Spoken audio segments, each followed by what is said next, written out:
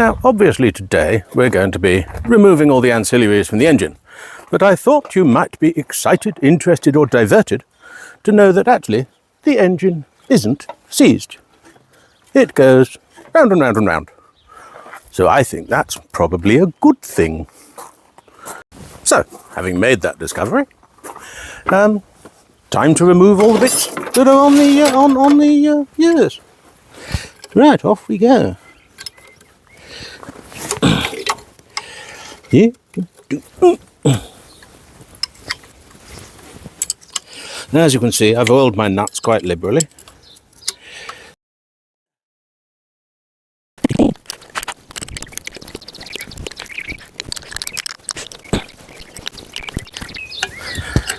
Steel nut this side, brass nut the other. Obviously we're hoping that the exhaust manifold is held on with copper nuts, because then they won't all be rusted together. But it looks like our hopes will be unfounded.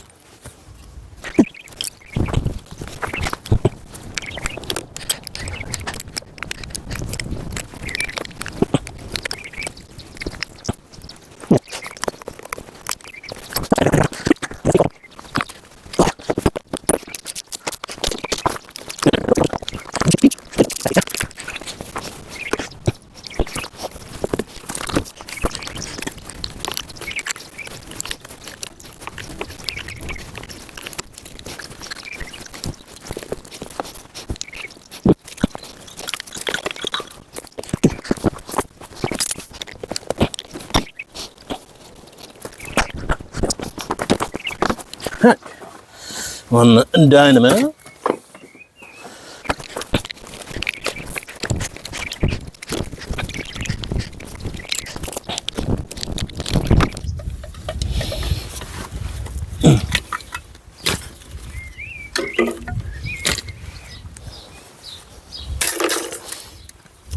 Don't have much time for the electronic ignition.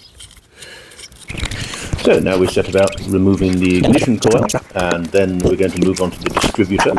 Unfortunately, the distributor still has its condenser and its points in it, which is a good thing, because with this electronic ignition that we're not very keen on, we need them.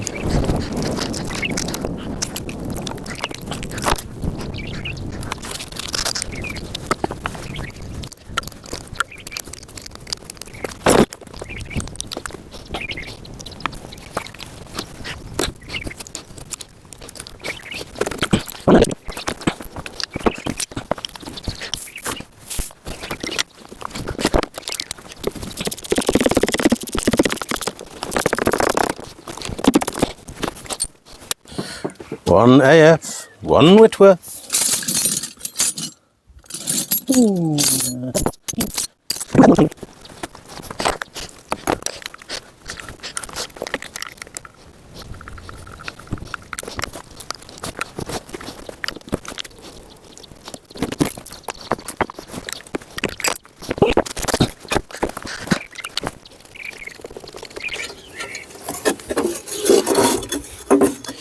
And a crankcase breather that just throws the spare oily air on the road.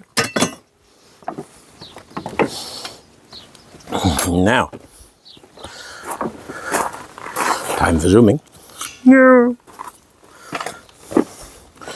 Unfortunately, someone has been a little uncareful removing the starter motor in the past and has broken the casing. So we shall have to take that off and see what's to be done about it.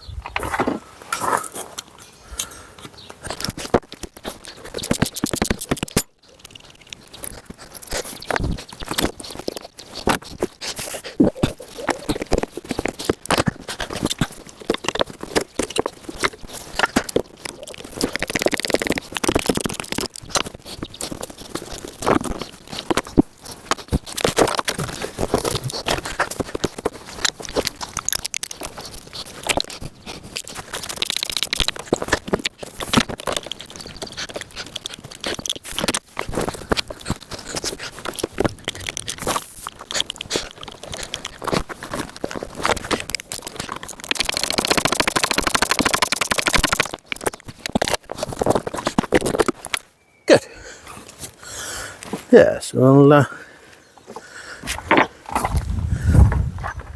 got a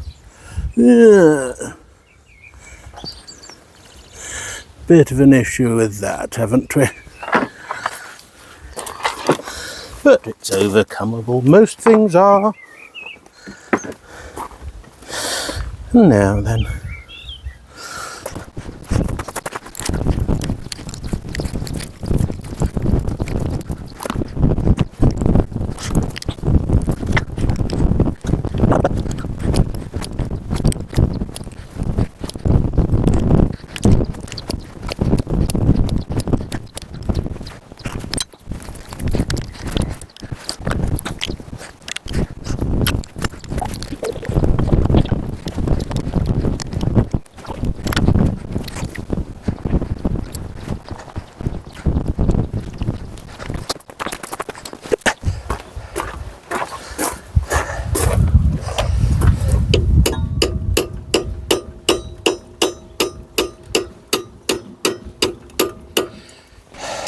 Here again, our old friend and colleague galvanic corrosion. One, an aluminium housing, steel studs and no protection. This makes a battery cell and results in corrosion filling the gap twixt stud and housing. Once again, we resort to the needle gun, which vibrates the solidified oxide to dust, allowing the disassembly to proceed.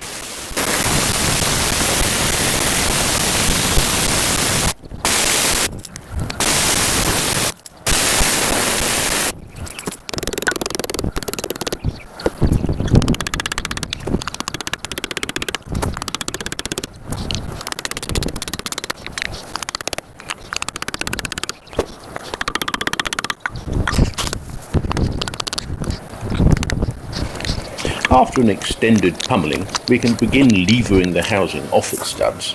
As the studs are exposed, we can clearly see the white, okay, the dirty brown oxide on the studs, and the excess sort of sprinkling itself down the front of the cylinder head.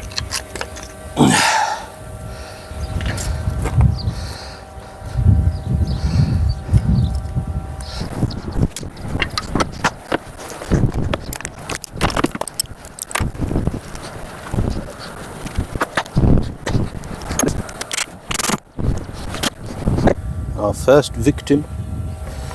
I have to get that out later.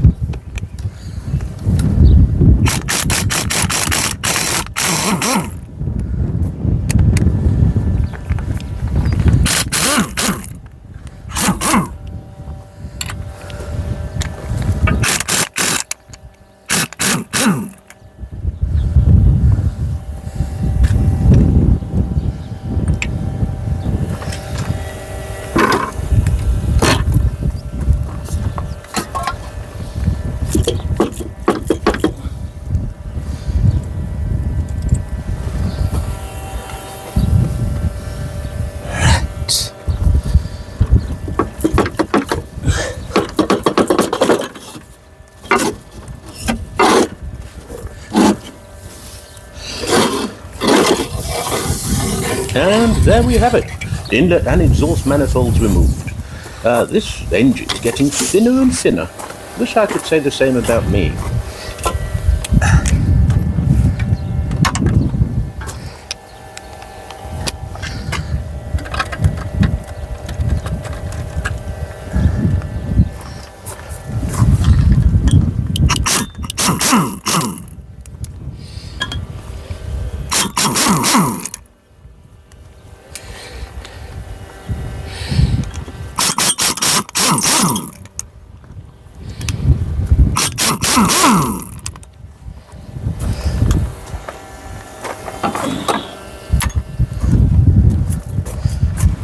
And here is that rather beautifully made fan blade.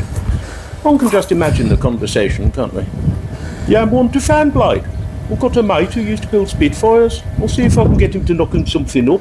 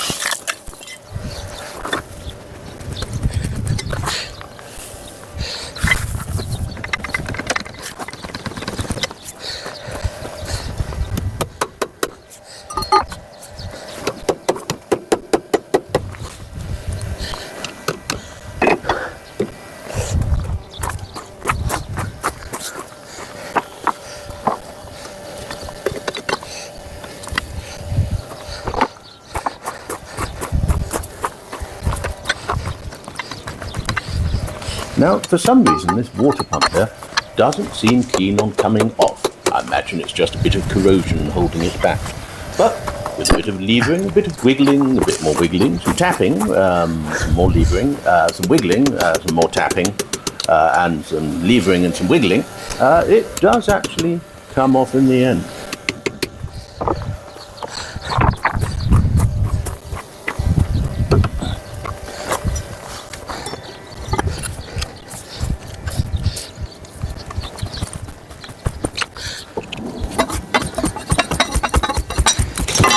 And there we have it.